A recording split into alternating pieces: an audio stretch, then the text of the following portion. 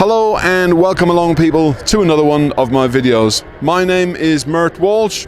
Welcome to The Mad Leprechaun, the third round of the FSRA British F2 Sidecar Championship from Oulton Park. Join me after the intro where we go sidecar racing.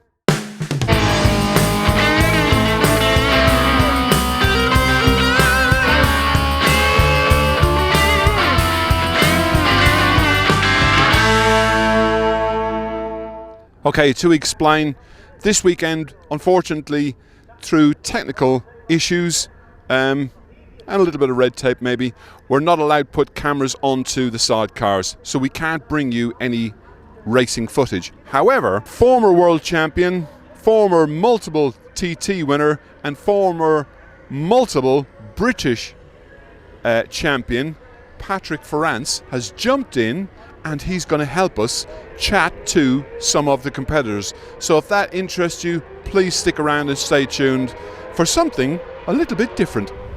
Oh, nearly forgot. We've also videoed the two rostrums from today's races, so do stick around until the end of the interviews for the results of the two races from today. Patrick Farrance, 5 times British champion, and one of the only crews to do a sub 19-minute lap at the TT, 120 mile an hour. How did that feel on that lap?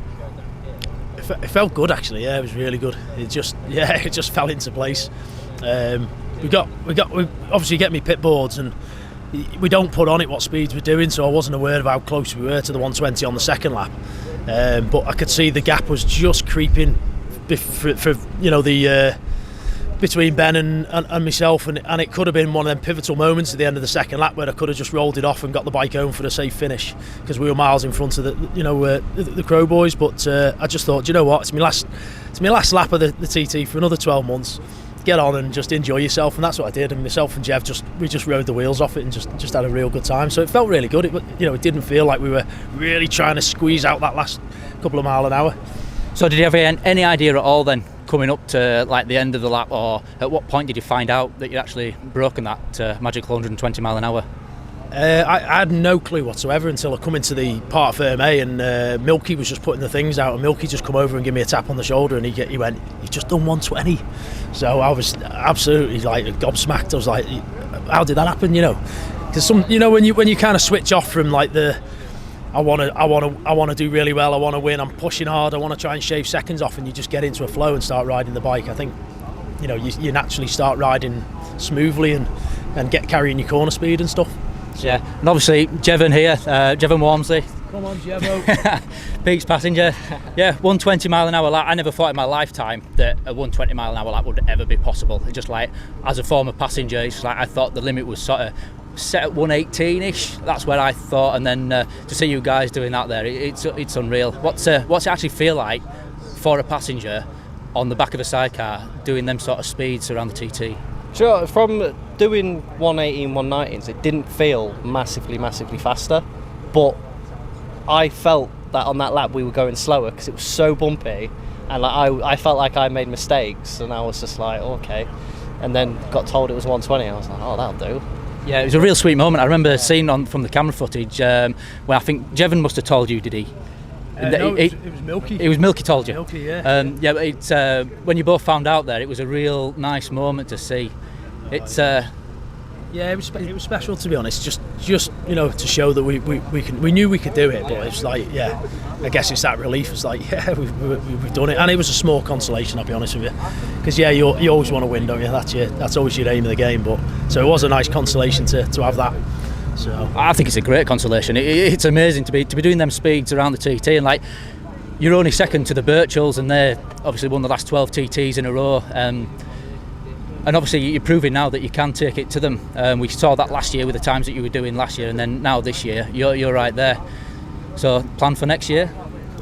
Yeah, you just got to keep developing, haven't you, and keep trying stuff, and keep looking at what we can do, how can we make the bike better, and that's what it's all about, and that's what they do every year. That's why they're so strong. You've got to take your hats off to them, because they're good innovators. They try different things every year, and they'll change the bike, adapt the bike, and that's what we've been doing the last couple of years.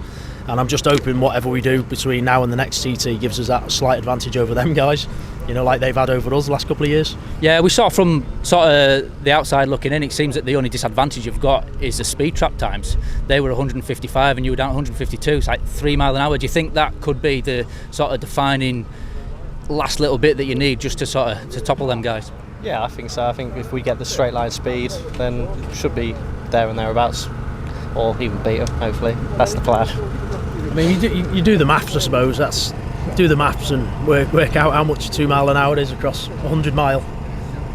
You tell us. So, but I'd say we'll be smashing out 121 next year. But let's see how the class change. With the rule changes and stuff like that. There's obviously some discussion going on at the moment. So let's see how it pans out. And but whatever, we're going to be there next year, and we're coming back strong, hopefully.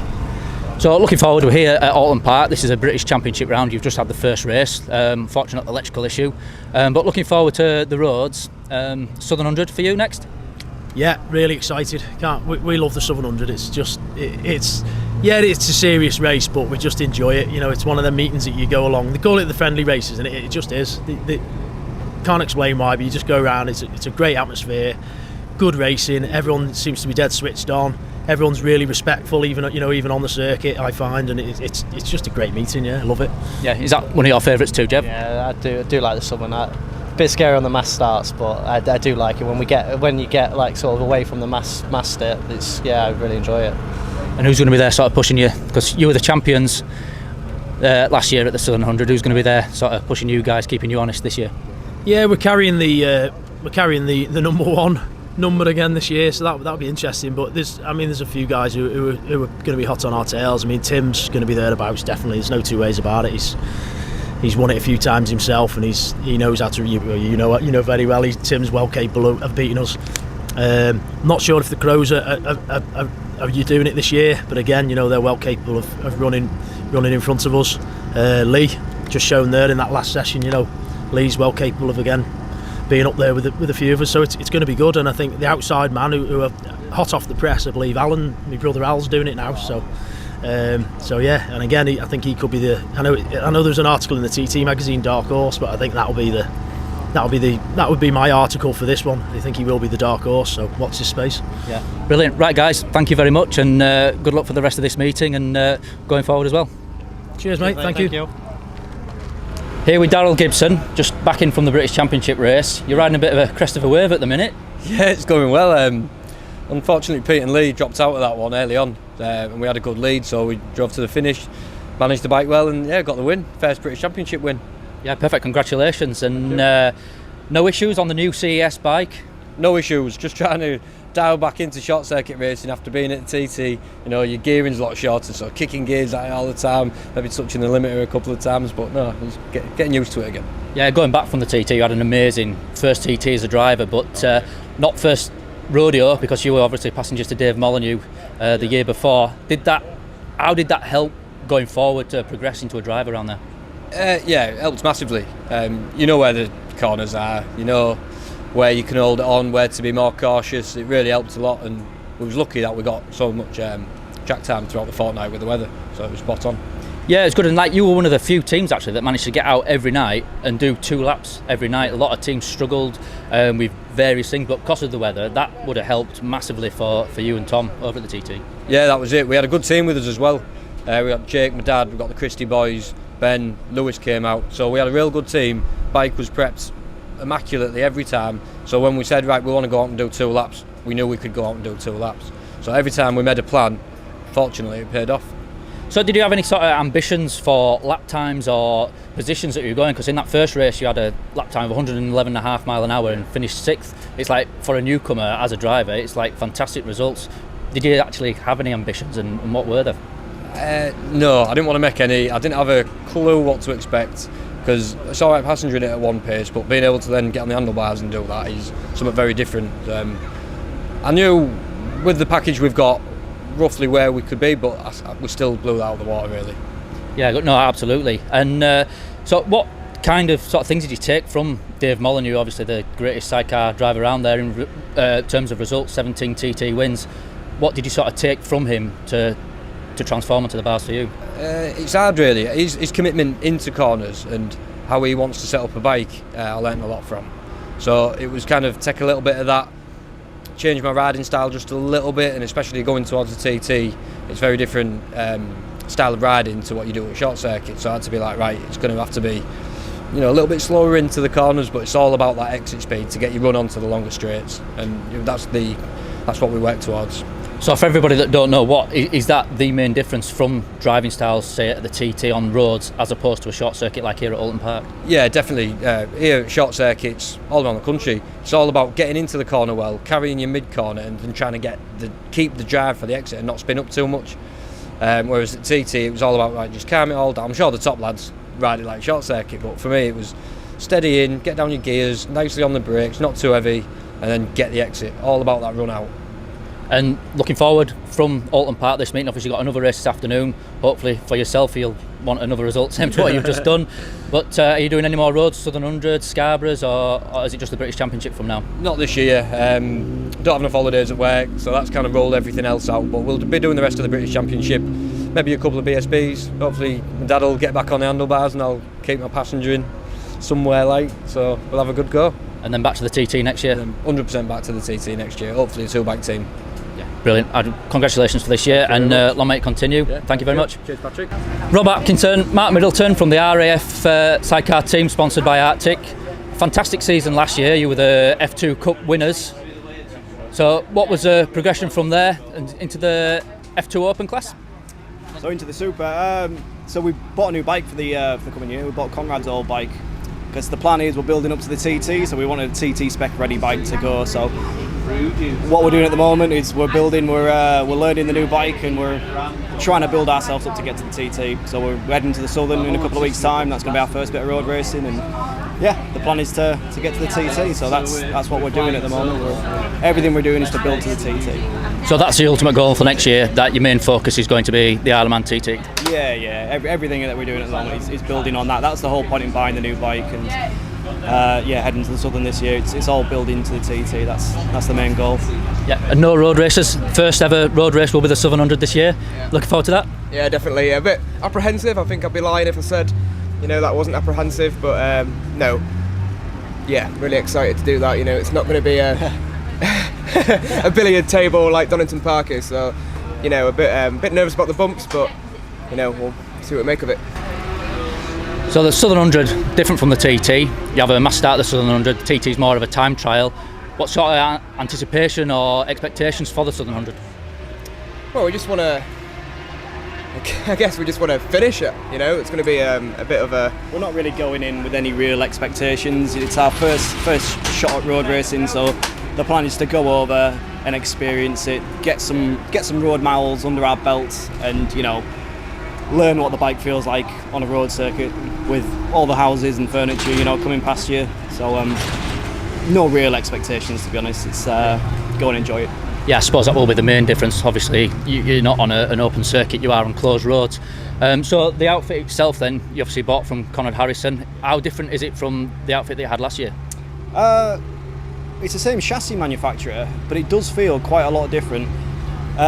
We've just, for this weekend, we've had some suspension setups changed because it was quite hard, it was very snatchy. It's just not what we were used to, so it's just getting used to the bike. It is coming. We had a fairly decent result in that one. It is coming, but it's just figuring out the little quirks of this bike. It's we've already lapped faster most places on this new bike than what we had on the old bike, which is great because we love that bike. So yeah, it's coming along. It doesn't feel like our bike yet, but it's getting there. Good, thank you very much. Right, well, best of luck for the season and the Southern 100, and going forward. Cheers. Here at Oulton Park, Lee Crawford, DNF in that first race, same as Pete Farrance. Clearly the two fastest bikes on the grid. So you two guys are next starting from the back of the grid. That sets it up nicely, doesn't it? Yeah, it's going to be a bit of a 8-lap dash, isn't it, with me and Pete at the back. There's some fast people out there still, so it'll make a good challenge, won't it? But it'll be an interesting one. Yeah. Patrick. You're just trying to wind me up. Oh, go yourself, will you? So looking forward to next year, back at the TT, you've had a year out this year developing this new CES chassis. Year back next year, you had a fantastic first year. Plans? Just get over there end of this year and just get some time on this bike. We're doing the Southern 100 in 3 weeks' time, so I'll find out then if it'll do the roads, how well it'll go, and get it to Scarborough for the one after the Southern. So just a work in progress. We'll adapt to these new rules and go from there. I'm very positive with it. Yeah, moving on from the LCR to the CES, what's the sort of main differences that you're finding between the two chassis manufacturers? I think this bike feels a lot more stable through a left-hander. It seems to be tricky to get the right-handers, the fast right-handers, where you really load up the front to release its kind of tension through the bike. So it's kind of a work in progress. It's the third outing for the bike. At the moment, I'm not too sure, so we'll just see. We'll go with it. Yeah, and going back to your first TT last year, it was a long time coming. You've sort of been preparing yourself very well for it over the years. Personally, I think you should have gone years before you did. How did it look out for expectations and how it actually was? I think having people in my corner who put everything into me, like the whole team, and obviously Tony. I listen to everyone around me. I'll always take advice. I went there with a kind of neutral mentality, and the first lap didn't feel anything special to me. It was like, felt fine. We came in and they said 109.3, and out the box I was like, well, we can go a lot quicker than this. But, you know, like anything, I underestimated how hard it would be. I underestimated how hard it would be for the team. So now I know I'm looking forward to going back there and starting again. So, and all these preparations that you're doing now, so the Southern 100 this year, Scarborough's this year, this British Championship, is that a focus mainly for the TT for next year? Is that like your main aim? I think once you've done a TT, it puts the F2 perception kind of. The F2 is for the Isle of Man TT, and the F1 is for circuit racing. So coming here on one of these, yeah, they're fun, yeah, they're hard work. It's all about a TT for me now, really, definitely. And what are your aims for next year then? Obviously, the ultimate aim is to go out there and come back safe. That's everybody's aim. But have you got any sort of times? Are you going to go looking for times or looking for positions or just whatever comes your way? I think it's all about improving, and you know, it's not about going quicker than last year. It's not about going quicker than last year. It's just trying to improve safely, get comfortable with the place, and just build all the time. Have the right team around me, whether it's obviously the CES bike or the LCR. Just neutral head, and what will be, won't it? So I like that kind of mentality with everything. Yeah. Going forward to the Southern 100, which is only literally a handful of weeks away, what's the plans for out there? Full attack. Last time we were there was 2019, and you know, we did a 2:33, just under 100 mile an hour lap. I didn't realise the physical shape of myself and where I was at. I was like nearly 18 stone, and the bike package we had isn't as good as what we have now. So, you know, I want to break the 100 mile an hour lap. I want to push the guys at the top. I think the lap record's 2:29 and 2 minutes 30 is the goal. Well, I'm more than confident that we can do that. So we'll see, 100%. And obviously, talking about fast laps, you've sort of been on the pace at the Scarborough. You've sort of been the man to beat for the last couple of years, really, around Scarborough. And you're also close to that lap record, but it's just sort of edging a little bit closer, but just never quite there. Yeah, no, it's 53.495, and my best is a 53.7 something. So you're 2.5 tenths, but 2.5 tenths on the limit is hard work. I keep saying every time I'm going to do it, and this will be the weekend, and it never is. So I'm going to go there next weekend with the LCR. I'll give it one last crack with that bike, and then if it isn't to be, it isn't, and I'll go there with the CES bike, and I'll keep searching for it. I think there's only a couple of teams out there, I personally believe, that could do that. And credit to Nick, and I can't think who was on with him when they did it. Mark Cox. To do that kind of lap time, it must have taken something special, because the bike's going to take off at every corner. It's on the limit, to the point it's almost uncomfortable, but enough to be comfortable. So we'll see. Once I'm done with it, then we'll reevaluate the situation and work out whether we're going to go back or not. But it's not done yet, is it? So we'll just keep searching for that. So you've had years and years and years on track racing, and it took you a long time to sort of get into the roads and onto the road scene. Which is your preference now? Roads, without a doubt. Yeah, roads. I like circuit stuff, and the FSRA, obviously I've been with this championship a long time. Since 2014 was my debut, in 2015 full season, and once you kind of dabble at a different bit of stuff, and the TT is the number one. Scarborough is just fun. The Southern, I've only done it twice, but again, it's just roads. And then once you're done with the roads, you get on the long bike and you go and do circuit racing. That's my outlook on it. I think the F2s are great, but once you've done a long bike, you realise what's meant to be for what venue and what circuit. And once you do the roads, it kind of puts the light on the F2 where that should be. That's my opinion, but everyone's different, so yeah. Brilliant. Well, thank you for your time and good luck in the next race. It'll be a proper battle between you and Pete coming from the back of the grid. So it's going to be an absolute carnage rest, but yeah, we'll see what happens. I'm looking forward to it. Brilliant. Cheers, Lee. Thank you. It's Bob Dawson and Matty Sims.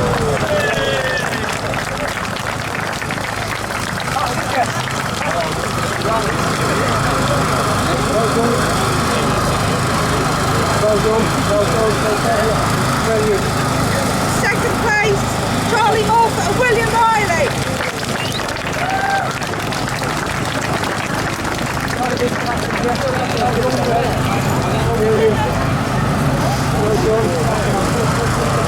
Another fantastic performance by the winners, Brian Lowry and Arlo Brown.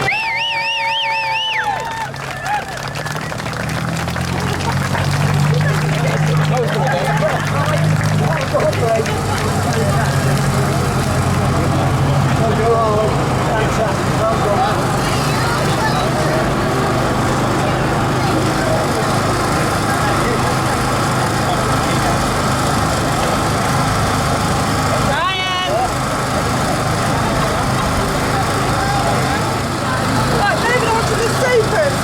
After a splendid performance and battle, in third place, Steve and Matthew Ramsden.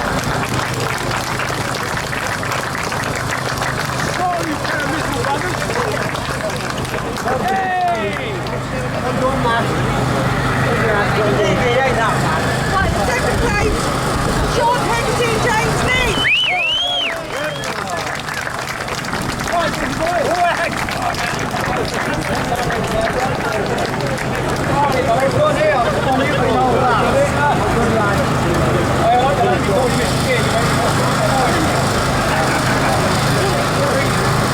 The winners after a fantastic performance at the TT with Darryl getting the best news on the driver is Darryl Gibson and Rhys Gibbons.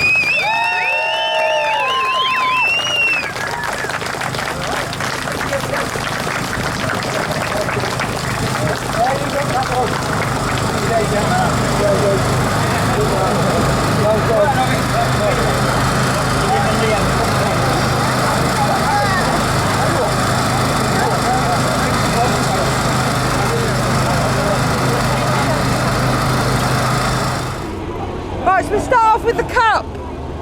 In third place, David Schofield and Josh Smith.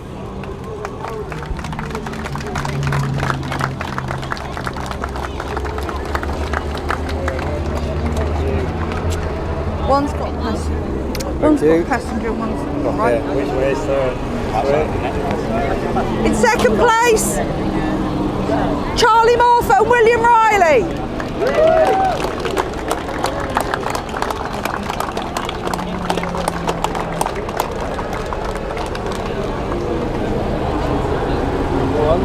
That's a large well done, mate. And the winners again in the Cup, another outstanding performance from Brian Alaria and Arlo Brown. Italian stallion! Woohoo!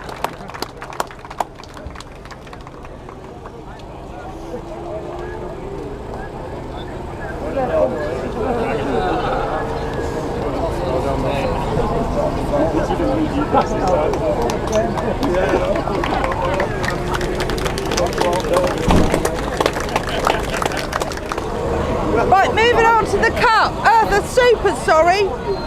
In third place, our favourite, Steve and Matty Ramsden. Here it.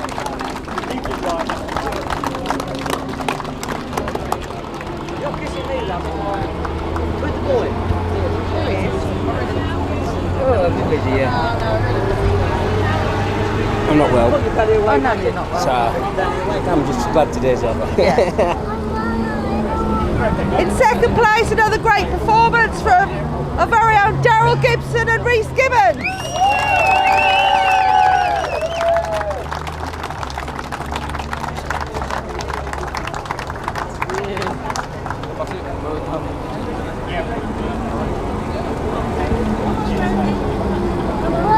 And to make up for the first race, the winners are Pete Farrance and Jevon Walmsley.